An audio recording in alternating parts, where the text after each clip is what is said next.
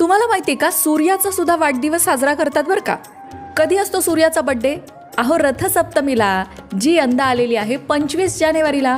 25 जानेवारी म्हणजे सूर्याचा जन्मदिवस, अर्थात सूर्याचा बर्थडे. मग तो आपण सेलिब्रेट करायलाच पाहिजे. आपल्या शास्त्रात सुद्धा त्याबद्दल सांगितलंय. कसा करायचा? रथसप्तमीच्या दिवशी अंगणातील तुळशीजवळ एक मातीची छोटीशी चूल करायची. त्यावर मातीच्या भांड्यात खीर शिजवायची आणि ती उतू जाईपर्यंत शिजवायची. अगदी ती खीर जळाली तरी चालेल. आणि अशी चुलीवर जळालेली खीर प्रसाद रूपाने सगळ्यांनी खायची. खीर शिजवणं शक्य नसेल तर दूध ओतू घालायचं. आता तुम्ही म्हणाल, आमच्याकडे चूल नाही, आमच्याकडे मातीचं भांडं नाही. मग काय करायचं? सरळ साधा उपाय आहे. जर तुम्हाला शक्य असेल तर संक्रांतीला तुम्ही जी सुगडं घेतली होती ना, त्यातलं एखादं छोटंसं सुगडं असेल तर ते तुम्ही 2 गौऱ्या मांडून त्याच्यावर ठेवून त्याच्यातलं दूध सुद्धा ओतू घालू शकता. आणि हेही करायचं नसेल तर गॅसवर तुम्ही थोडंसं दूध ओतू घालू शकता शास्त्रापुरतं. भाव शेवटी महत्त्वाचा.